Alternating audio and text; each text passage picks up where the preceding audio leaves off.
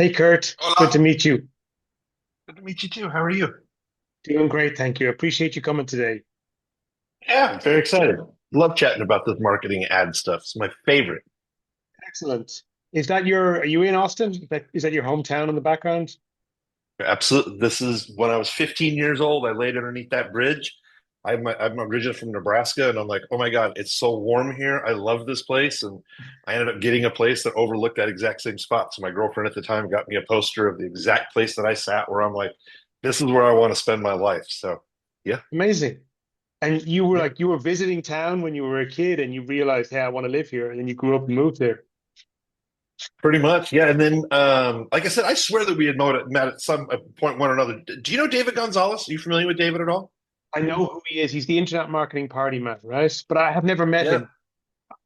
I'm got it. I'm John Caprani, but a lot of people confuse me with John Crestani because we look really alike and we have almost identical names. It's true. You're totally true on that. So when I moved here, I got into real estate investing. That didn't work Hmm. out so well. Somebody told me to go meet David Gonzalez. He introduced me to all of his friends. I saw him last night, and like it has been a life changer for me over 18 years. So I love the city and love the community here, and it's been amazing. Where are you So was at? he? I'm in a place called Gandia, which is in the province of Valencia in Spain. Great, great, great, great, great, great, great, great. But as you can tell, I'm actually Irish. Yeah, absolutely, Okay. absolutely. Do you know Caleb O'Dowd? I know of him. He's well, because he's a kind of a legend, and he's one of the few really famous like marketers from Ireland. He's very little known in Ireland, but very well known by internet marketers and people in the US. And Interesting. anyone Irish who gets into this business hears about him because he's kind of got legendary status. I'm working with him on a project right now, so yeah, Oh, just that's kind of cool. interesting. He's in Spain as well too. He lives in Spain now, does he? Hmm. Where does he Hmm. live? Which part of the country? Do you know? I need to double check and ask. I just remember figuring out time differences where his entire team was, where he was, and I think he's been in I, Spain for 4 or 5 years. Him and his brother John. okay, that's interesting. I was sure that he still lived in Florida. Like he always has the. I always thought he was in Miami or in that part of the world. I think maybe 4 or 5 years ago, but I know he's been in Spain for at least 4 years. I'll track him down. I gotta Yeah, go. I'd be happy. I I'd be gotta go happy to do a stalking a reintroduction bit. for you or introduction for you. That would be awesome. Yeah, he's somebody really fascinating and somebody I would really love to meet and potentially even interview. Yeah, he's pretty smart. He's pretty smart. So, was going to an internet marketing party, was that your first introduction to like the world of copywriting, marketing, and direct response? Kind of, sort of. Like I was in this network marketing company called New Riche, where we Hmm. basically showed people how to invest in real estate. We called it the Trail of Tears. Got in when the market was crashing. So a Hmm. horrible experience, but I learned everything about entrepreneurship then. So I did some online marketing with my real estate business then, but like it was fledgling and the market had crashed. So then, are you familiar with the name Mike Dillard at all? Do you know who that is? I know the name. He's a famous name, but I don't know much about him. Copywriter. Yep. Okay. Coincidentally, I was on a radio show with him right after the market collapsed, like within 2 weeks. And Mike's made over 65 million online. So he's like, hey, you should go meet my buddy, David Gonzalez. He just started this internet marketing party thing. I think you would really enjoy it. And that meeting and that party set off everything else. So I kind of knew what I was doing, but I didn't understand anything about copywriting, anything about marketing. I just try to hack stuff. And then once I went to the marketing party, it really opened my whole eyes to like, oh my God, I could do this for a living. And I think we got a client after from like the very first speaker that we saw, gave us our first $2,000 a month client, and everything took off from there. And that was like probably what, like mid to late 2000s when Facebook ads were just kind of starting out. Is that right? 2009. So I Hmm. think Facebook ads started 18 years ago, 19 years ago. So this is right before Facebook ads, like a year before. And then my very first Facebook ad was to run an affiliate program for Mike Dillard. I ended up becoming the number four affiliate for this big launch that he had. Lots of people got to know me then, and people started to hire me from there. So I kind of tripped my way into it. Wow. Okay. I love it. And then from there onwards, did you? then start to kind of make your name first off as a copywriter, or did you become an advertising consultant or kind of like broad spectrum Ad, marketer straight away? ad buyer. Basically, what ends up happening is I do this affiliate contest with Mike Dillard. I walk into the internet, like the internet marketing party is like the center of my universe. So I walk in the internet marketing party, and there's a bunch of people in there. They're like, "Oh my god, dude! Like I didn't know you knew how to do affiliate marketing." Well, no, I mean, I borrowed money from my friends to run Facebook ads. First time I've ever done it. And they're like, well, you're number 4 on Mike's list. Oh, so people started to recognize my name from there. And then 2 months later, I came to the party. Mike was going to help us start a business. And Mike's like, well, why don't you just help me run my ads on Facebook? So I'd go to the internet marketing party, 3 parties later, and I'm like, well, I'm running Mike Dillard's ads. And people are like, oh my God, you're on the top affiliate list. You're now running Mike Dillard's ads. Why don't you run my ads? And then Oh, the word of mouth just started to take off, and I just got to be known for really running Facebook ads more than anything else. awesome. And so actually entering those affiliate contests and like getting your name on the list of like leaders on those was like that was kind of part of, and maybe unintentionally, but that became your marketing for your personal brand for how That people got to know you. 100%. So when Russell Brunson, I used to run ads for him when ClickFunnels first came out. Like when they first came out, I think I was ranked. I think I missed the cutoff of 10. I think I was number 11 in that launch. But like Eben Pagan, I've been like number 4 or 5 affiliate in his stuff. So I would just get my name in the because it's math. So once I knew how many leads that I could get for the person and what the leaderboard was, then I knew how much I needed to spend to get on the leaderboard. And if I was on the leaderboard, just like you said, people would recognize my name. Then I'd go to the internet marketing party and people are like, oh my God, I see your name everywhere. Yeah, that's what you're supposed to do. and then I started doing testimonials for people like John Benson, for example. So then I started to be on a bunch of testimonial pages for him and Mike Dillard and Evan Pagan, and people would start seeing my face because I was a testimonial. That was my 2 ways I kind of hacked my brand name before I started selling digital products. Oh, I love it. So you would give really like really good like high energy video testimonials to other people, knowing that they'd put your face on their page and that would get your name around the place. 100% yes, sir. It was a math I problem. I love that because that is such a great strategy because it's like it's a strategy where you give and get at the same time. Well, a lot of people just think they're like, I don't know, I'm not very good at testimonials. I'm like, dude, you're on a sales page. They're spending 50 grand a month to send sales there. It's free advertising. What do you mean? Like, record the damn video or, write the damn testimonial, whatever you need to do. You know what? It just reminds me there's a testimonial I owe somebody. I forgot about it. I need to record that testimonial today, right after this call. You're absolutely right. People are spending a fortune on traffic to those pages. Why the hell wouldn't you want to have your face plastered all over it? Yep. I think I did the same thing with like Rich Cheffron. I can name probably 15 different people that I've done that with. But I knew that I mean, they had a good product. So I wanted to give a good testimonial. And I'm happy to write nice things about people. And yeah, I mean, my face was just appearing in all these different places and on leaderboards. So I must know what I'm doing, supposedly.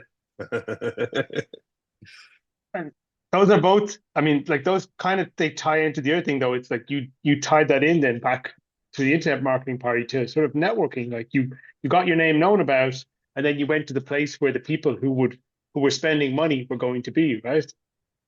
Yes, sir. And then I'd be like, here's my client roster. Why am I not working with you? So I'd be like, I'm working with Mike Dillard and I'm working with Evan Pagan and I'm working with Russell Brunson. And people are like, oh my God. And we're working with the San Antonio Spurs. So that would always be kind of part of my pitch. And people were like, oh, well, maybe I can't afford you, but maybe I can have you run my ads. And then that started like digital products and me going to masterminds and hacking my way through life. I'm gonna I'm gonna I'm just taking notes as we go. So Sure. just because I always find that's the best way to have like good questions ready. Um, Yeah. with so you've got to this stage, you're building your reputation, getting known, and then you are best known as an expert in Facebook ads, and you've been doing it for a long time. How do you see it being different now? And like, what do you maybe just talk about some of the changes you've seen over time, and what do you find is most important now for people who are starting to advertise, or maybe this going from spending $1,000 to $2,000 a month up to trying to spend $5,000 and $10,000. I could absolutely do that. One of the things along the way in 2014, I got banned for 888 days from Facebook. I got a legal Hmm. letter, couldn't touch Facebook, couldn't have any employees. Like we had a full agency staff I had to lay off at that time. Um, and it all basically came back down to is, and I can tell this story, is at the time I wasn't allowed to touch anything on Facebook. Like it's not I got my Facebook account closed. Like I was the 100th person served a cease and desist that said, hey, you can't touch anything anymore. So it forced me to partner up with my younger brother. People love hearing this story.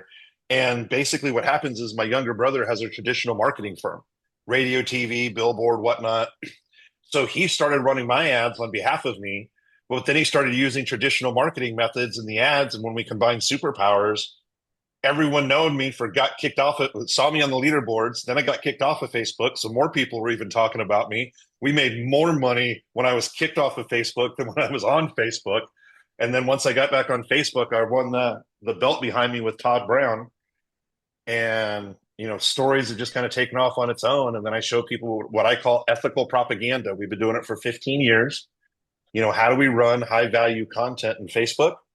And then we test out. I'm happy to talk about micro budgets that we can scale very, very, very quickly. So I think the biggest thing that I love to talk about is I don't teach and I don't talk about loopholes or hacks that only work for 2 weeks. This is stuff that has been working since the 60s with breakthrough advertising to some of these strategies we've been using for 15 plus years. And when people say the algorithm changes, I just think it's a bunch of shit because they found a little hack and it just didn't work anymore and they got lucky. So if you're a good marketer, these algorithm updates don't hurt you. Okay. Yeah, when I hear people talk about the algorithm this and the algorithm that, generally, I kind of have a strong skepticism, because these are black box systems that even the people who invented them and maintain them openly say they don't fully understand what the hell is going on inside the black box. So how can us ordinary That's folks who are that's not the name privy to for that the company, information? right? Oh yeah, that's your company there. It's so true, right? That's why we do it. How can us ordinary folks understand really what's going on? I mean, the key thing that we have to go on is human factors. I always believe human factors are number one. 100%. We call it ethical propaganda. Yep. People Excellent. And love you that said term too. your brother is a traditional marketer. So by that, you mean he did like type of radio and television and maybe print advertising that all of us would be used to from growing up. Absolutely. So yeah, it's my younger brother. He's 3 years younger. He has an Hmm. advertising firm in Nebraska that's 4 years older than mine. Yes. And basically they just specialize in tourism, online stuff, offline, like I said, radio, TV, billboard, direct mail, lots of different clients. So when I just added my clients to his roster, when Facebook sent me the cease and desist, he applied his methodologies. I applied my kind of methodologies. We combined them together, and it just made for some really effective marketing that's worked really well ever since then. And what can you specifically point to things that changed in your approach to advertising and marketing when you joined forces and combined with somebody at a more traditional marketing agency? Yeah, you'll appreciate this. So most people, like when iOS happened, the big iOS update, a lot of people freaked out. Well, because Hmm. everyone got really spoiled on just doing direct response marketing. We were always doing that dirty word called branding. That's what I call ethical propaganda. So as soon as iOS changed, yeah, we saw tracking change a little bit, but we didn't see sales drop like a rock because all these people got so used to sending the specific interest and they just got, in my opinion, got lazy as marketers. So we're over here doing branding and running video views, and nobody was running video views then. No one was running engagement ads. And we're like, well, we're building a brand. So if tracking changes a little bit or the loophole closes, we have good, solid marketing foundations, again, like breakthrough advertising. So that's really what happened when I started working with my brother. We just got more finite in our process, got really better about marketing, and we're like, why don't we use these principles that have worked for 40 years and apply it online when everyone's just trying to print money with direct response and it falls to pieces like when the tracking breaks. Okay, yeah, that makes a lot of sense. I have friends in a mix of different areas, like a lot work in things, personal brands, and some in e-com, and then some still work in the kind of hardcore, like non-compliant direct response, where they want to one-shot their customer. Like they want to run one ad that gets that one person to the landing page and then sell them on the PSL right there. And they don't like multi-tiered campaigns. They want a one-shot every time. And those guys can make money, but they have to be super, super aggressive with the claims. I mean, We, generally unsustainable claims they have to do to make those ads work. Yesterday I was at a mastermind with David Gonzalez. I was sitting on a traffic panel. A guy flew in from Sweden to talk exactly about that. He's like, man, I want to get super aggressive on my offers. How do I get non-compliant offers to run? And the guy's like 25 years old. And I'm like, man, you know, you're just building yourself a bigger hustle. It's not a business you can sell. It's not a business. I mean, it's a business that you can scale, but as soon as it stops working, you don't have a business anymore. Like I understand what you want to do, but if you run traffic in a compliant way, you can run traffic forever and it's a business you could sell. It's just not a hustle until you get onto your next offer.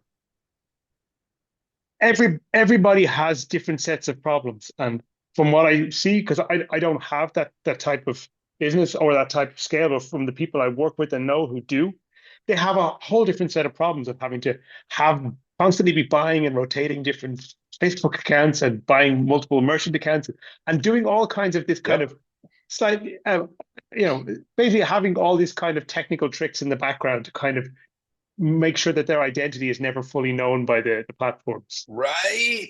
I was even talking to an affiliate yesterday where they talk on the signal to talk to a rep who talks to another rep so they can all communicate, but it's not them directly communicating. And I'm like, this is just exhausting, right?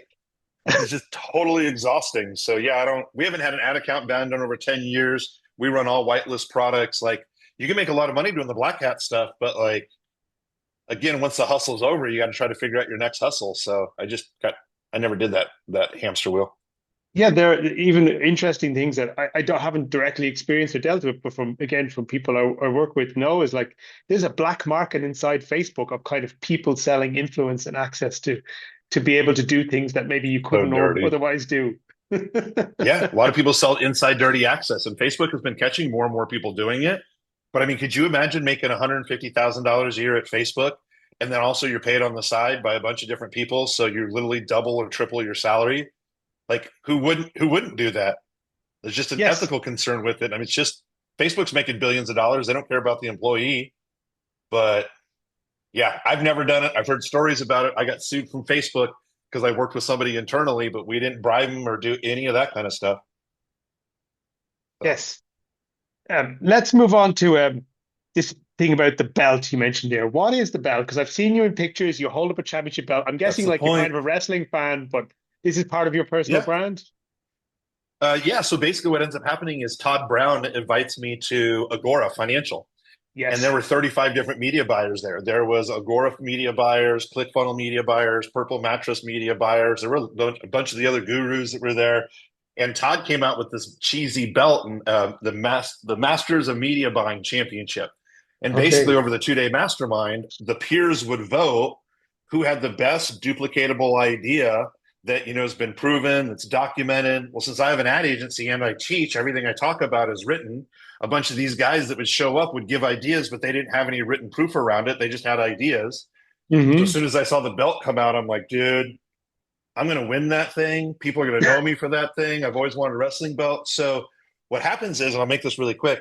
What happens is I win the belt, and a week later, I go to traffic and conversion.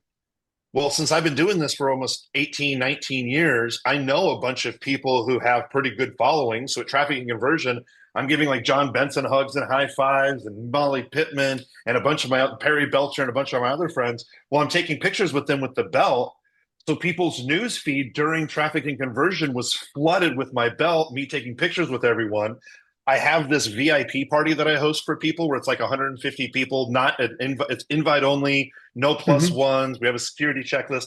It's not fancy. It's just a place where we can get together and have a conversation like this instead of at a loud bar. And I just supply alcohol and food. Well, I'm about ready to take pictures with a bunch of my friends, and the belt actually gets stolen from my party. So I run ads in the back of the milk carton to traffic and conversion. The story just takes off on its own that I won the belt, all these pictures with the belt, someone stole the belt. So we created this acronym that describes BELT, which is exactly the same thing as breakthrough advertising: belief, engage, lead, and transact. So then we built a whole course around the belt. We made a bunch of money from that. That helped us get more clients. So yeah, whenever I travel, I take the belt with me and I walk through the airport and people stare at me. When I'm at events, people know me from the belt. So besides the belt and getting kicked off of Facebook and just having my name all over places, like people remember my story consistently. So I'm always trying to think of like micro budgets we'll talk about. What are Hmm. common phrases I can teach people, like microbudgets and ethical propaganda, where they just remember the brand and the stories more than they necessarily remember the tactic. And that's how I've really got to be known over the last 18 years. I love it. Even the story about the belt getting stolen, like that's the kind of story you see on a WWE wrestling promo, right? Right. And people are like, Curt, you're a marketer. You did that on your own. I'm like, dude, I'm not smart enough to do that on my own. I had no idea that more people would be concerned about stealing the belt. Who stole the belt? Where did the belt end up? How did I get a backup belt from Todd Brown? All that stuff. Okay. Um, Tell me a bit more about ethical propaganda. Is that anything to do with maybe what the famous Mr. Edward Bernays, or is that something else entirely? So here's kind of where the process gets started. So I was always fascinated kind of with Cambridge Analytica when that whole debacle happened. You know how you Hmm. could target very specific people on Facebook. Well, Facebook already had the data. Somebody just exploited it. So people are like, look what Cambridge Analytica did. No, no, no. Look what Facebook already had, but Cambridge Analytica really dove into it. Then we started judging. We started taking a look at. I always tell people this: all politics aside, we started taking a look at the first presidential election for Trump. Well, Hmm. basically, what comes to find out when people vote in America, it's not the more educated you are, the more angry you are gets more people to the polls. So if Yeah. you could piss people off, more people would vote. And we're like, wait a minute, we can run because we buy things. You all know this, we're marketers. We buy things based off we buy things off the belief that of a certain subject that we have, right? Like when we believe around certain stories. So one of the things that I do, sorry, Mama Bear's taking me here real quick. No worries. Just a second. On podcast. So basically what ends up happening, we're like, well, wait a minute, if we take this branding thing, we can run really small budgets to very specific people. So we'll run like $1 a day strategy or 10 or $20 a day. And since Facebook really wants relevance, it pushes the right ad to the right person at the right time. So a lot of times what will happen is let's just say people are learning about micro budgets. People may see an ad of a testimonial of Frank Kern talking about how he loves the belt method. That's the first thing they see. Well, as soon as they watch that video, now they see a bunch of testimonial videos of all these other people talking about Curt and the belt method, and some people talking about micro budgets. And then they see an ad that I have this micro budget course that first came out. So instead of like direct response of buy my shit, buy my shit, buy my shiny shit, it's like, well, I heard about this guy, Curt. Then I saw everyone was talking about him. And then I didn't know that he worked with Russell Brunson. Oh, and then Mike Dillard said this about him. Oh, and then he has this course. But if they don't buy my course, they're going to see other content and other testimonials. So we start to build that relationship. Just again, just like you would with any other propaganda. Propaganda is a bad word. So that's why I say ethical propaganda. And it just has people memorize that term. So what happens is when you use Facebook right with small budgets, people see the right ad at the right time that's just for them. And if they don't buy, I always like to say this directly, and if they don't buy my shiny shit right away, they're seeing all this relevant content that Facebook's feeding them because of these really small budgets. So they end up getting involved in the story. So we'll spend anywhere between 5 to 30% of the budget on engagement ads to get people's heads nodding the entire time to align the belief system. And then, as people involve more in your story, of course, they're going to buy more of your products and services. So this is when the iOS update happened and all my friends were running a bunch of direct response. They're like, oh my God, my brand just fell apart. Well, your brand didn't fall apart, your offer did. But since we have a brand and everyone knows us, we just had to change our offer a little bit and we didn't really have any problems whatsoever. Got it. And so this leads us into the discussion about micro budgets, which is, I think, the strategy which these days you're most known for. I've heard your name mentioned so many times in different, like in WhatsApp groups and in Oh, Telegram yeah. groups, and it's Curt Maly micro budget or like Curt's micro Mm-hmm. budget strategy. So, do you want to talk a Mm-hmm. little bit about that and tell us what it is and how it works? Yeah, basically micro budgets. Uh, there's really kind of there's three different ways to describe this. Number one, Facebook's always looking for relevance. That's the main thing, right? Facebook wants so the problem is what a lot of marketers will do. Doesn't people don't get as many account shutdowns as they used to. But what people would basically do is, they would launch out an ad campaign and they would test the headlines, they test the creative, they test the green background, the black background, the landing page. Well, if you're just imagine launching 20 ads all at once, if people aren't clicking on the ads, if they're not going through and converting, Facebook doesn't look at them as relevant. So all of a sudden you can launch, 10, 20 ads, But if they're not relevant and a couple of ads get disapproved, pretty quickly you can have an entire ad account shut down. It's really because of irrelevant ads, right? Facebook just doesn't tell you that. It gives people bad customer service experience. So what happens is we can take stuff. I learned this from a guy named Dennis Yu. I always give him credit for this. Hmm. Dennis Yu created something called the dollar a day strategy many years ago. It works on many different platforms. So what Dennis does, for example, is Dennis speaks all over the world and travels a ton every single year, speaking all over the world. So he finds the people who are in charge of events, for example, and sets up a custom audience. So anybody who's in charge of running an event or sponsor of an event, he'll put them in a custom audience. Well, when Dennis goes out speaking on stage, he'll run ads to that custom audience for $1 a day. And he'll run like 20 different pieces of content for $1 a day. So because Facebook's looking for relevance, they literally focus on the exact right person at the exact right time. So you don't see one image of Dennis that says, hire me for speeches. People who are coordinating these events, they're like, man, Dennis, I see you everywhere. I saw you were speaking in Singapore. I saw you got a testimonial by John Assarath. I saw that you were just doing this. So basically what the dollar a day strategy does is we take very specific messages like testimonials, frequently asked questions, questions you should be asking, and in middle and bottom of funnel, we'll run this content for $1 a day. So the same person doesn't see the same ad that says, buy my stuff, buy my stuff, buy my stuff. They'll see very specific pieces of content that Facebook believes that they should see for them to make the next logical decision. So we may have 10 testimonials in one campaign, 10 frequently asked questions in another campaign. These are all like 60 to 90-second videos. The average person's going to see 3 to maybe 4 videos every 2 weeks. They're never going to see all 20 unless they're watching for months. So what ends up happening is we hear this all the time. I was talking to a friend the other day, and all of a sudden this testimonial popped up, and then I watched this other testimonial. Then I watched this thing about microbudgets, and then I didn't even know you had an upcoming webinar about microbudgets. Or people will say things like, we run ads for a stem cell hospital, largest stem cell hospital in the world. We're like the 800-pound gorilla in the market. And literally people will watch like a Joe Rogan episode because Joe Rogan talks about them all the time. And then once they watch that, now all of a sudden what happens is they see all these testimonials. Now they say that where this place is located, where they need to fly through. So they believe, well, I saw this Joe Rogan thing and then I happened to see all this other content online. No, you actually saw testimonials first that got you interested. Then you heard Joe Rogan talk about it and other celebrities talk about it because that's what we put in your news feed. And then you saw an ad to book a call with a doctor. It's like Inception. They believe it was their idea. They found it. They discovered it. And then, oh my God, you actually have a solution. So that ethical propaganda is 2 things. Like I said, 3 things. Is 1, high relevance. 2, I can run $1 a day for like content and video ads to very specific people. And then when we talk about conversion ads, I'll spend like $10 to $20 a day on conversion ads. Even $30 a day on conversion ads. And here's basically what happens. And I'm happy to dive into this with specifics. But what ends up happening is a lot of people will use larger budgets and they'll dig 1 or 2 big holes like you're digging for oil, right? They are saying, Facebook says it.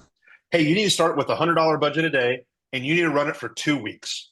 So basically what they're saying is you need to take this hole and you need to dig this hole and it takes them 2 weeks to find out if there's oil. 100% not accurate. Anytime a Facebook rep tells me that, I'm like, quit telling people that. It's an absolute lie. The reason is because I can take these budgets for like, I'm just going to make this up, $20 a day. So here's the way the ads kind of look. Let's say I'm going to run a campaign for $20 a day. I'm going to launch one ad creative to 5 different audiences for $20 a day each, right? So it's one creative to 5 different audiences. I'm going to spend $20 a day each. So I am spending $100, right? But here's what happens. Across these 5 campaigns, here's what my claim is, and it's true.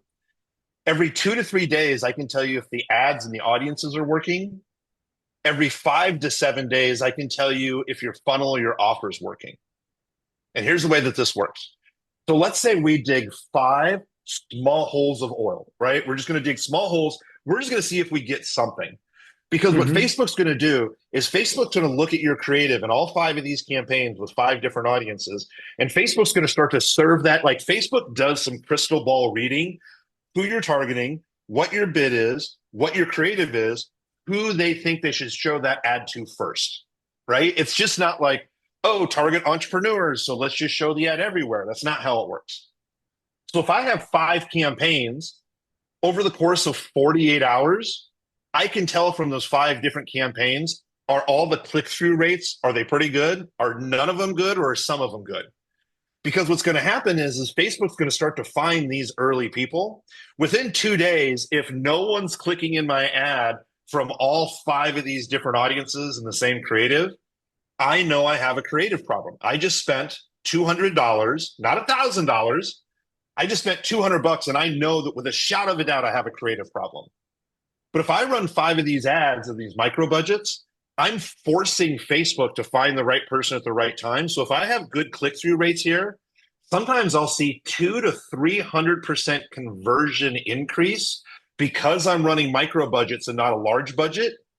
So I start to double down on these small oil wells that start to work, and I start to diversify my oil wells. So I might have in a large budget campaign 150 different campaigns running at these micro budgets. But once I find these consistent holes of oil, basically I'll take the budget, I'll double the budget, I'll start increasing the budget. So I have campaigns that were running in September of last year that started at $20 a day that now spend $500 a day consistently.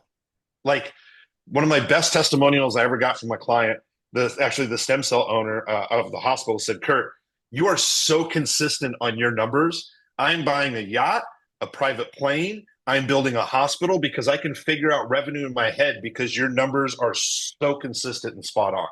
So instead of digging these two or three big holes of oil and watching campaigns just fluctuate, I'm Hmm. spreading out my risk like financial investments. And then when Facebook kind of latches onto the right people and I see 5, 10, 15 conversions, I start slowly increasing that spend. And it's like Facebook just keeps narrowed on that perfect people. So I have, instead of fluctuation with these big campaigns, I have a lot of consistency across the board because I have so many bets on the table and I'm doubling down on the stuff that's working. Well, okay. So just to make sure I got this right, you're actually, Yeah. rather than having one campaign, you are running, instead of having one campaign with five ad sets or one campaign, one ad set with five creatives, it's like one campaign, one ad set, one creative, and you have five campaigns running in parallel. Is that right? And I you're call it a keeping the good 1-1-1. ones, and you're keeping Yep. the good ones, and you're killing the bad ones. Yeah, here's the exact process the way it works. So let's say I have one creative and I tell a client, hey, look, if I just run one creative, one campaign, I don't know if I got a bad hole of oil or a good one. I don't know if I got a good vein from Facebook or a good one. But if I can run that same creative into five different campaigns, I know without a shadow of a doubt if the audience and the creatives are working within the first 48 hours. It's clear, right? Like it's just probably so if I have 5 to 7 campaigns running, oh, it's easy to tell in 24 to 48 hours what's working. So then what happens is at the 48-hour mark, basically at 2.5 days, I'll do what I call trim fat. So if I know out of 5 campaigns, perfect example, out of 5 campaigns, let's say the average cost per click to get to a landing page is $1.50. This campaign is $10 to get someone to the landing page. It's not going to get down to 75 cents later. If it starts off at $10, it may go to 9.50, but it'll never go down past this 150. I don't need to spend money for 2 weeks to know that this campaign isn't working. So we're going to cut that off within the first 2.5 days. So this other stuff that's getting $1.50 landing page visit, great. So now what's going to happen is we're going to watch these really closely. And if I start getting 3 or 4 conversions, I will duplicate the campaign to see if I can dig another small hole of oil to see if I can replicate it. So these 4 campaigns might turn into another 3, for example, right? 4. So I might have 7. Hmm. Let's just say this one doesn't work. Well, now all of a sudden I have, what is this? 4, 5, 6. I have 6 campaigns that are running, right? Now I can start increasing the budget. I'll start doubling the budget. So now I'm diversified. I know what's working, what's not working. Every 2.5 days, I cut fat and then I double what's working. On day 5 and like day 4, 5, and 6, where I'm getting multiple conversions, 5, 7, 10 conversions, I just start slowly turning up the ad budget from this low spend to a little bit higher spend. And then we just start to see consistent results. So what my goal is to have a whole bunch of diversified assets out there that if one or two assets stop working, I have so many other assets that are running right now. So I know without a shadow of a doubt, within 2.5 days, if your ads are working, and like I said, within 5 to 7 days, I can tell you if it's your funnel or your offer that you need to improve on next. Okay. So you talked about testing creative and testing audiences. Do you test a high volume of both, or tell me maybe about both and take them one at a time, creative testing and then audience testing? Yeah. Yeah. Yeah. So basically, what I like to do is depending on the client's budget, right? So I'll give you a perfect example. I got this lawyer that just started with us. He started with us 2 weeks ago. He's like, "Hey, Curt, I heard about your stuff. Man, I spend $25,000 a week on my webinar. I get $15 leads. I don't know how you're going to help me." And I'm like, "Okay, do you do any retargeting? No. Do you do any ethical propaganda? No. What kind of ads do you run?" He's like, "I got 10 ads." You have 10 ads for 25 grand to spend? Oh my God, I could do so much with a micro budget. So I come in, and this our first week of the webinar just happened last week. And I go, okay, here's what I'm going to do is I'm going to go ahead because this has higher budget. You can use this on lower budgets, but here's a higher budget example. So I'm going to come in and I'm going to, okay, I'm going to test. I want to test because he has a higher budget. I'm going to test I'm going to test 7 different audiences with each creative that I have. So he's going to go ahead and give me 10 video creatives. Each video creative is going to be targeted to 7 different audiences. So I have 70 campaigns that are starting right out of the gate at $20 a day, right? We're looking for the $15 leads. So when I have 70 campaigns that are starting right away, within 2.5 days, if I'm running a webinar that's 7 days out, within 2.5 days, I can easily see what's working and what's not working and start turning off that ad fat. Well, now what happens is if I know, let's just say out of the 70 campaigns, let's say 30 of them are working. Well, if 30 of those campaigns are working, I know that the copy is working. And many times what I want to be able to test is a radically different creative. So now I'm going to take this long form copy that's working and I'm going to create another 10, 15 different images. So I'm going to go through the process again. I'm going to take these new images with the same copy, test the same 7 audiences that I'm running to. So by the end of the webinar, I can look through number one, all the different 7 different audiences. I can easily see what audiences are working, which audiences aren't, right? I just sort my Facebook report. Hey, how's my audience on people who are 55 plus high net worth individuals? It's going to give me a cumulative lead cost, right? And conversion numbers overall. Okay, then I look at the ad creative itself. Now I can start to see easily where the ad creative is standing out versus I don't know if it was one campaign, if it was the audience, the landing page, the offer. Because I'm running 70 campaigns at first, 30 campaigns after I cut it, it is very clear to see which creatives are working. So fast forward to this first webinar, his average lead cost is $15. The first webinar we run for him, we'd run all these tests.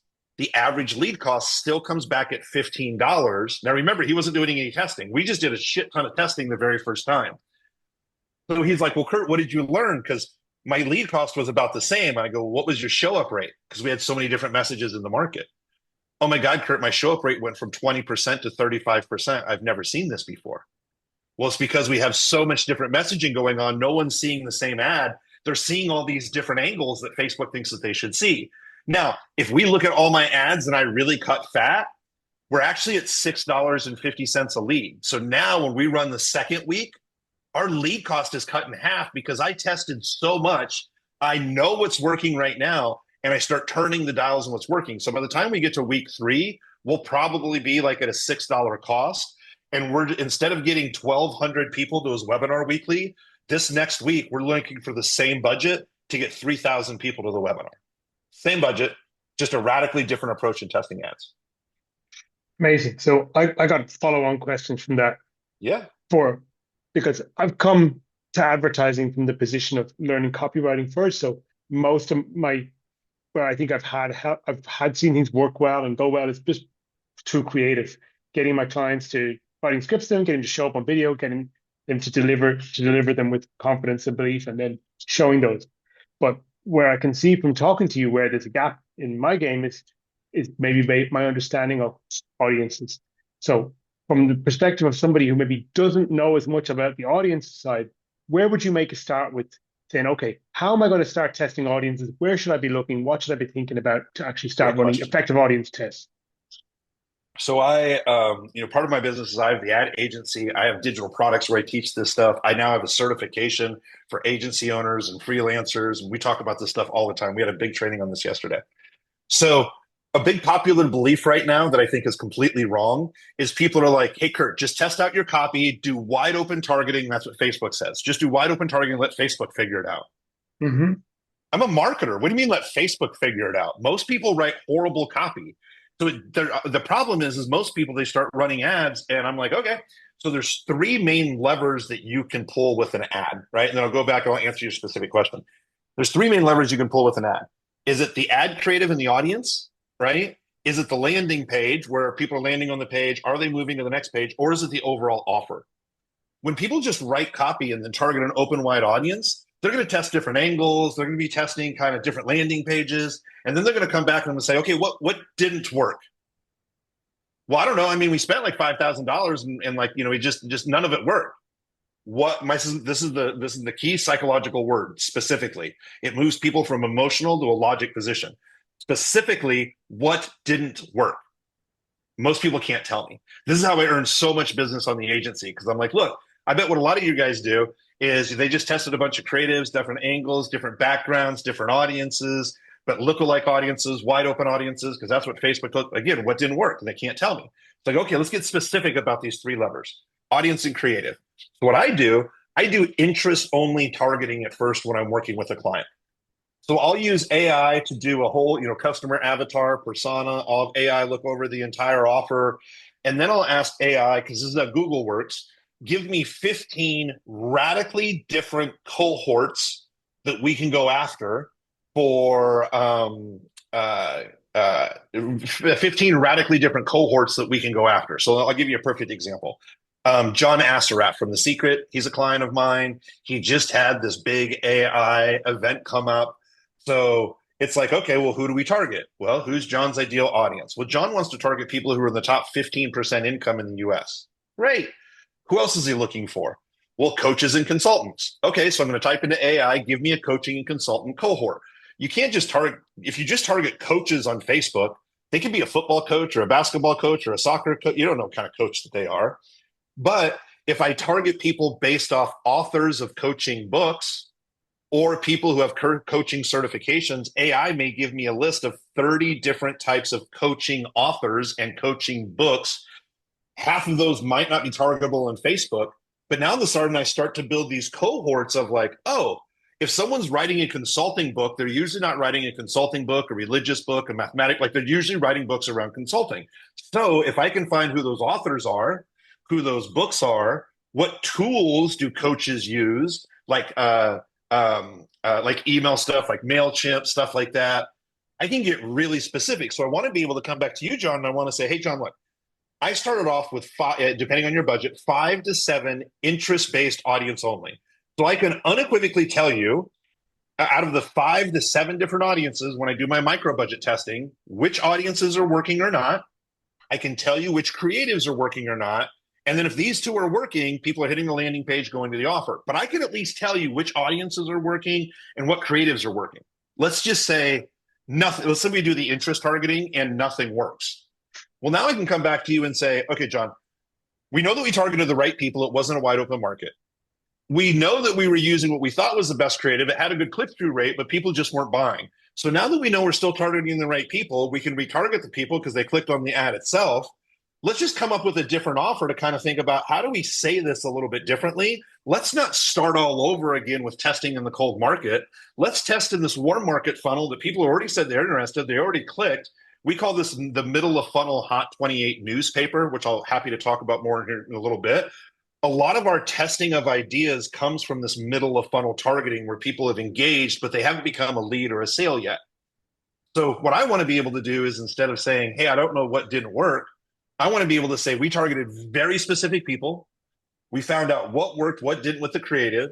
And then once a creative really starts to work, then I'll use lookalike audiences because I already know the creative works. We already got a bunch of conversions.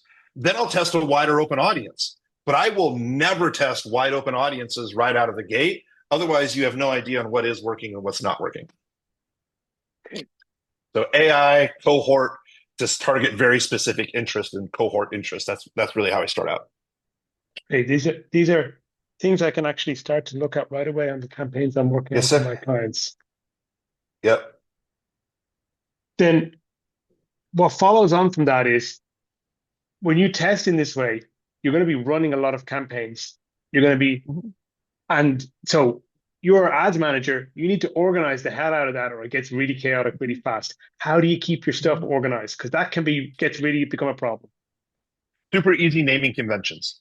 So for me, Awesome. it's like CM, which my is initial, CM dash top. So I know it's top of funnel, Yep. dash, and then it's the audience name, Yep. and then dash, and then it's the creative name. So at any Okay. time, I can sort by top of funnel, what's my cost? I can sort by my audience, what's my cost and results, and I can sort by my creative and know what my cost and results are. And I do that top, middle, and bottom of funnel. Easy. And just so I understand as well, at your top, middle, and bottom of funnel, um, what um, what objectives are you going for in terms of like a top of funnel? Are you just looking for clicks? Middle of funnel, like are you looking for engagement and comments? What do you want to see? Good question. So um, it depends on the budget. It depends on how new the account is. So let me give you a perfect example. I'm going to go bottom up. Okay. So what I consider bottom of funnel is someone who's clicked on a sales page or someone who's become a lead, but they haven't made a decision to buy yet. Okay. So bottom of Okay. funnel is, hey, look, these people went through everything. They became a lead and they're looking to book a coaching call. Bottom of funnel. Or these people clicked on a sales page to buy a supplement. They went through all the other part of the funnel, but they haven't bought yet. That's bottom of funnel. Okay. So what I'm going to do for bottom of funnel is I'm going to run specific, I'll probably run anywhere between 10, depending on the client, 10% to 30% of the budget bottom of funnel is going to be engagement ads to make sure that we're aligning with the product or service for people to book that conversion.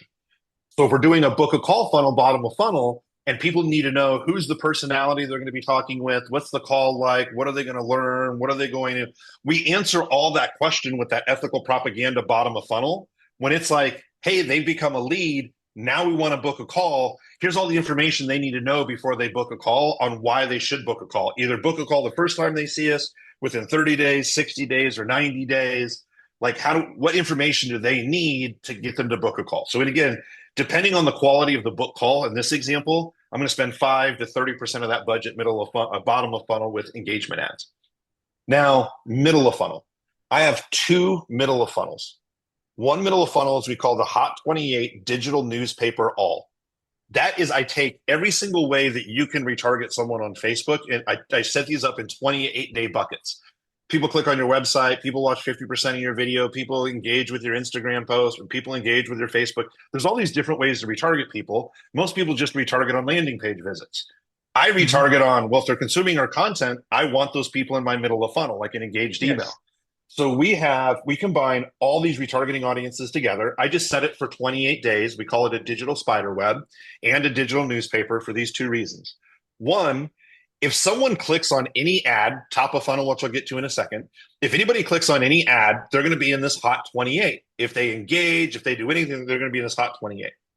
So if they watch a video 3 days later, that's a different hot 28 retargeting bucket. If they go to your website 4 days later, that clock resets at 28 days. So as long as they're engaging, they're constantly seeing content. So in this middle of funnel is everyone: sales, leads, engagement, everyone. So for example, when I win the belt, I want my customers, I want my leads, I want everyone to know that I won this belt. So I'm going to run engagement ads when I'm on a podcast, and the podcast is featured, like Caleb Dowd had me on his podcast 6 weeks ago. That becomes an ad that we run in our middle of funnel because I want my buyers, my leads, I want everyone to see this. My second middle of funnel is my Hot 28. And by the way, we call it a digital newspaper because we'll end up spending like 40% of the budget middle of funnel is content, testimonials, who's this, who's the person we're talking about, like the celebrity or the client. Here's FAQs, here's other content. So what happens now is this is my digital newspaper also. When someone logs into Facebook, They're constantly seeing a different piece of content from us, like a digital newspaper where Facebook shows them the right piece of content at the right time. So that's our ethical propaganda, right? Our middle of funnel is a whole bunch of different content that Facebook figures who to target at the right piece of time for that type of target. Like if I'm speaking on stage, that runs in my Hot 28 digital newspaper audience, everyone. Well, then we have our Hot 28 digital newspaper excluding sales and leads. This is like an engaged email list that hasn't bought or become a lead yet. This is exactly where I want to test my offers. So if you come to me and you're like, hey, Curt, I got this new idea for an offer. Great. Let's launch 4 different ads inside this middle of funnel, this one audience. And let's just see if people start clicking on the ads. Let's see if we get conversions. Let's see if they go through the funnel. This is the safest place to test ideas because we know that these people were interested because of the targeting that we originally did up top. We know that they were interested in the content, they just didn't convert. So our safe place to test creatives, ideas, and funnels is inside of this Hot 28 audience. So if the customer already has kind of a retargeting audience, this is a really safe place. So I'll spend, like I said, 40% of the budget with content, but then this is where I'm testing all of my conversions and creatives, right? So I may have 5 different offers running in this middle of funnel. I don't care which one buys. I don't have just one offer in one funnel. Maybe this person clicked on this, but actually wants to buy this. Sure, whatever. So then the best offers that are converting middle of funnel, then I know, okay, this offer works, the creative works. So if I test 5 specific interest audiences top of funnel, I'm not testing headlines. I'm not testing the other stuff in the creative. I'm not testing landing. I've already figured all that stuff out in my middle of funnel. So when I go to test top of funnel, it's like, hey, John, I already know these creatives work. We already know this offer works. Let's go to test 5 new audiences top of funnel because we already know everything else works in those 3 levers. We're just testing audiences now. And when the audiences start to work, that's when we expand into other audiences, do lookalike audiences, and grow from there. So top of funnel, 90% of my budget is conversion ads. 10% of that budget is ethical propaganda, taking people and bringing them in with very pre-qualifying content. Middle of funnel, I have about 40% of my budget. Middle of funnel, running a bunch of different content, answering questions, getting to know people, and then conversion ads as I'm testing stuff. And then bottom of funnel, I'm spending, like I said, between 10 and 30% on just content, video views, and engagement, answering the questions people need to know before they see my next conversion retargeting ad. Okay, so that's almost in many ways opposite to how most people do it. It's completely 100%. 100%. Because Facebook reps will say, hey, Curt, you just need 3 campaigns. You take 20 creatives in each campaign, run it to a wide open audience. Great. Tell me, out of these 3 levers, tell me what worked and what didn't. And they can't. So if I run these 1-1-1 campaigns, 1 campaign, 1 ad set, 1 creative, I unequivocally know what's working. And then down the road, as I'm scaling, yeah, I might have 1 campaign, 1 audience, and 4 different creatives. But they're 4 different creatives that I know are proven. I know that works. Now I'll let Facebook pick whichever one that they want to run. But I'm very strategic about what I want to test. And once I have good results, then I'll open it up to see what other kind of results that I get. But I'm very specific on my testing up front. amazing. And by the way, I know very little about copy. So like when I talk to people like yourself, I get really excited. AI has helped me out a ton. But look at my copywriting bookshelf. I don't really have marketing books on copywriting. I know how to run Facebook ads, but if I test in this manner, I don't have to have great copy. So when I have friends that are great copywriters, and I'm like, dude, you're sitting on a gold mine. You just don't realize you just have to change the testing a little bit because once your messaging locks in for relevance on Facebook, man, we can start turning those dials to scale. Some pretty amazing things start to happen. This is a completely different way of thinking about advertising.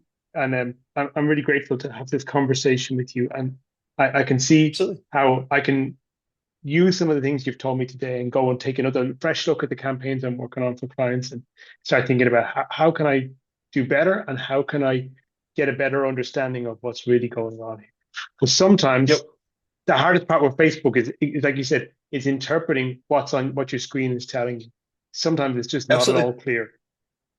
So what I'm looking at now is I don't test just one headline and one long form post. What I prefer to do, Facebook reps tell me I shouldn't do this, but my ads work, is I write, so I have AI help me analyze the funnel. What are our goals? Who's our avatar? Like Are you familiar with Chris Haddad?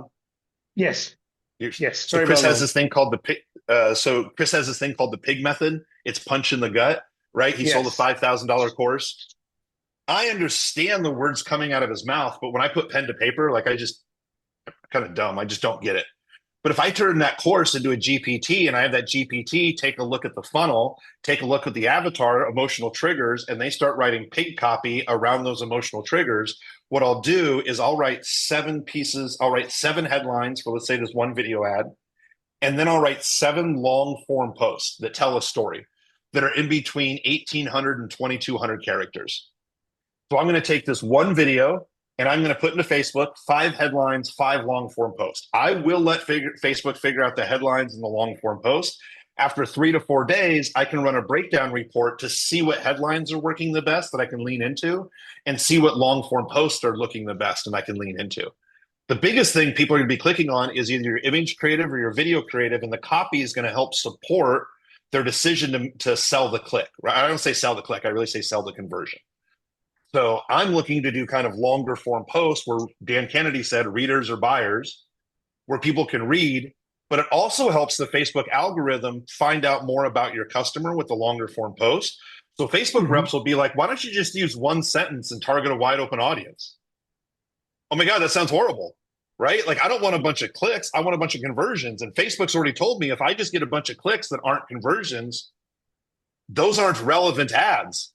So why would I want to run a bunch of irrelevant ads? I want very relevant ads, drops my CPM, increases my click-through rate, make sure that I have a longer term account. So when I'm writing copy, it is 5 long-form posts, like I said, 1,200 to 1,800 or 1,800 to 2,200 characters.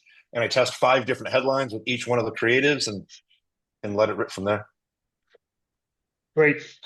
Just this leads me into probably one of my last questions, which is about just Yeah. video and static copy. Because if you're starting out and you've got a like clean sheet of paper and you want to figure out what's going on at the beginning of a campaign, are you working with static image creatives and long form copy first, and then bringing video into the mix a little bit later when you're clear about what the messaging needs to be?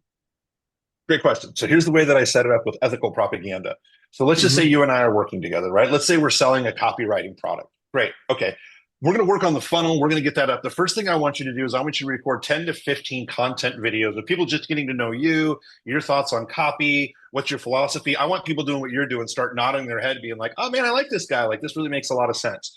So what I'm going to do is either we'll write some scripts for you, or you can write some scripts on your own, or you can just kind of do your own creative. All I want is 10 to 15 pieces of content where people get to know you. It doesn't have to have any Brilliant. call to action, just 10 to 15 pieces of content where they get to know you. Okay. Hmm. So the second thing that I'm going to do is while you're recording that content, I'm going to go create your hot 28 audience, right? I'm going to create that whole retargeting audience. And I'm going to segment out your leads and your sales. And I'm going to get this overall audience that where everyone likes you, my hot 28 digital newspaper. So it includes my sales leads, everything. Now I'm going to take those, let's say 20 videos that you record for me, and I'm going to run those for $1 a day each. One campaign, let's say one campaign of John's content, 20 different ad sets, all targeting my hot 28. And then each one running for $1 a day, each having a different creative. So here's the deal. Within 5 to 7 days, I can tell you out of all of those videos what has the best scroll stopping hook, right? What are people stopping the scroll for and watching for 3 seconds? Which video has the best hook to where people are watching for 15 seconds? And which videos are people watching for 15 seconds where at least 50% of the people who watch 15 seconds are watching the entire video? So people will say, hey, Curt, do I need to do like a really nice fancy video? I'll give you 2. No, man, I'm going to spend $5 to $7. I'm going to tell you what works in 5 to 7 days. So I just need you, John, up front, just to record a bunch of content. I'm going to retarget your audience, and they're going to start to tell us literally within $5 to $7. Next week, we're going to have a meeting, and I'm going to tell you the 5 best pieces of content that you recorded. So maybe that's going to give us an idea for the hook and the landing page of what your audience already likes. So then I'm going to have you record 5 to 7 videos around very specific hooks that's going to go into your funnel of what we learned from middle of funnel, right? So now that once I have you record those videos, each video, I'm going to write 5 headlines, 5 long form posts, and I'm going to start testing those videos. I'm going to take those 5 long form posts and I'm going to go over to Ideogram. Ideogram's my favorite. And I'm basically going to do 2 things on Ideogram. One, actually, I'm going to do three things on ideogram. One, I'm going to take that long form copy. I'm just going to drop it inside of ideogram without the link. And basically, ideogram has five different ways you can make images. It's like random and realistic. I don't remember what all five of them are, but I'm going to drop the long form post in. I'm going to hit the one for realistic, and then I'm going to hit the other button to. So basically, I'm going to get ideogram will make four different images. So I get 20 images for each piece of long copy that I have. Some of them won't make any sense at all, right? Some of them are going to be ad creative where it's like, oh, I had no idea that an image like this would work. So if I get videos back from you and I create long form copy from those videos, I'm going to use that copy and AI. I'm going to say, hey, based off all this copy, give me five radically different image ideas that are prompts that I can use. I'm going to put that in ideogram. I'm going to have ideogram make me over 100 different images. And then I'm going to pick the best five images that I like. So the videos that you give me will have long form posts, but I'm also going to test that exact same copy with probably 3 or 4 different images because images get more placements, but videos can help convert more.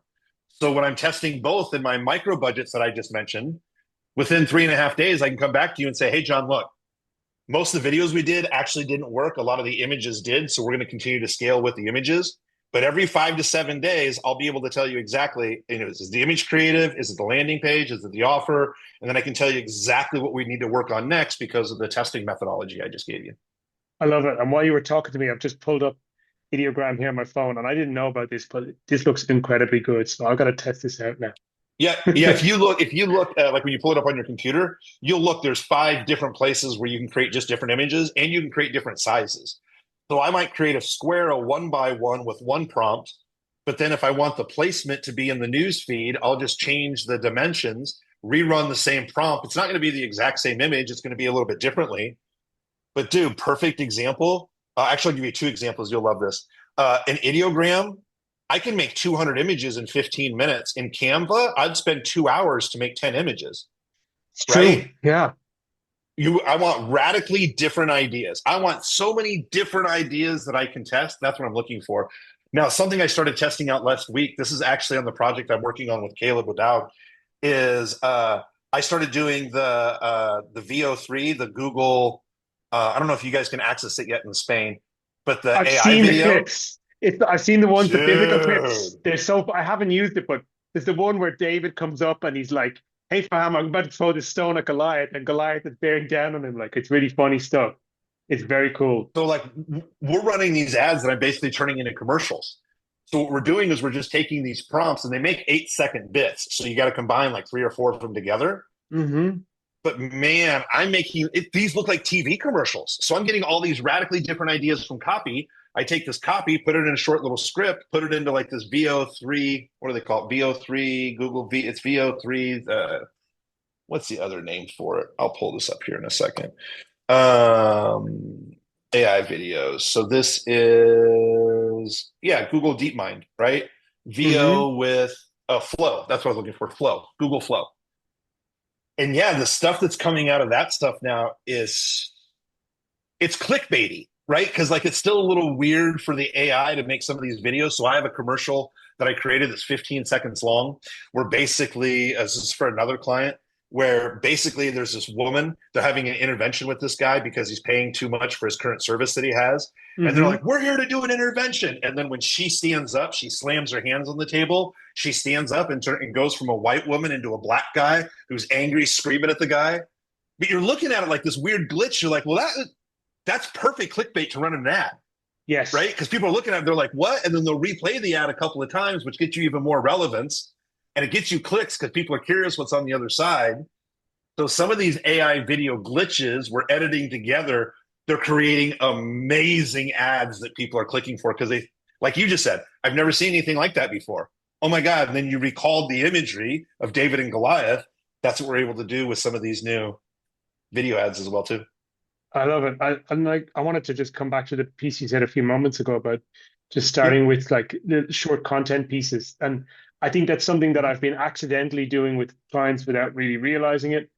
I had a HVAC client recently, and like the best converting, I asked him to make me a bunch of content pieces, and he did. He went and recorded those scripts, but he also, off of his own initiative, recorded a video of him out walking his dog and talking about, hey, how it's summer now.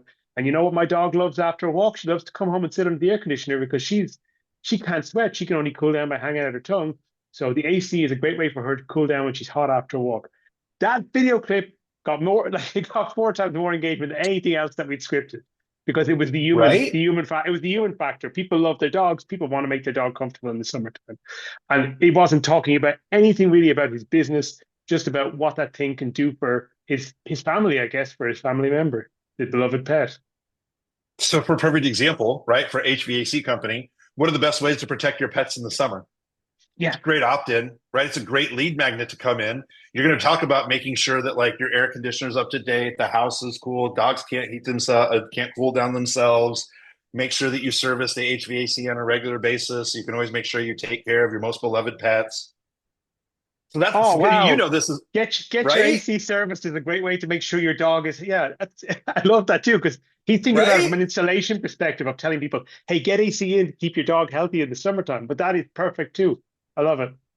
So like you know this as a marketer. Many times we run this dollar a day content where we just throw a bunch of crap at the wall and see what happens. And all of a sudden it's like I'm working with these guys who are in the DeFi crypto space. Hmm. And they used to be real estate investors and they wanted to advertise DeFi crypto. And I'm like, can't really advertise that on Facebook. Like, why did you get into this? And they're like, man, we hated real estate investing. And I used to be a real estate investor. And I'm like, man, I'll tell you lots of things. I don't like tenants and toilets and laws and stuff like that. And they're like, yeah, man, what we did is we just applied the same methodology to go buy digital assets. That's what we're going to do.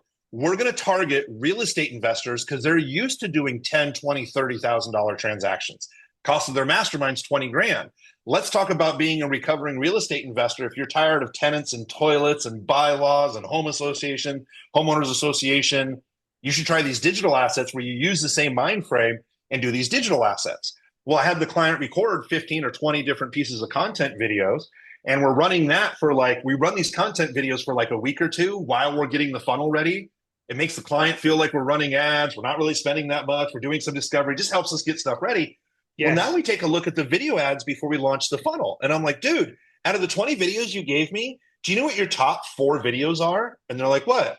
It's around motivation of how to manage your money, how to do the mental management of your money, not the numbers, not the tenants and toilets. So if we're targeting the right person because of the interest targeting, and we talk about some of this motivational stuff, and then we end it with that's why we left real estate and we decided to invest in digital assets. Now all of a sudden we have this content we didn't even know would be relevant, like you said with the dog and the AC. It's highly relevant, so we decided to turn it into an ad. Oh my God, this has been one of our best hooks. We didn't know this content would work. It started to work. We changed it to a conversion ad. Oh my God, people really relate to the mindset stuff in real estate, how to manage your money, but do it in the digital assets. It's a perfect transition to get people into our funnel. But Curt, you are incredibly passionate. I can tell about what you do, which is Oh, I love this awesome. I stuff. love it. And um, before we wrap up, would you Yeah. tell me, please, where can people learn from you? How can they learn from you, and where can they learn from you? Yeah, they can go check out my profile on Facebook. I talk about this stuff all the time, right? I'm probably more Hmm. active on Facebook than I am over on Instagram. We also have yourad.coach.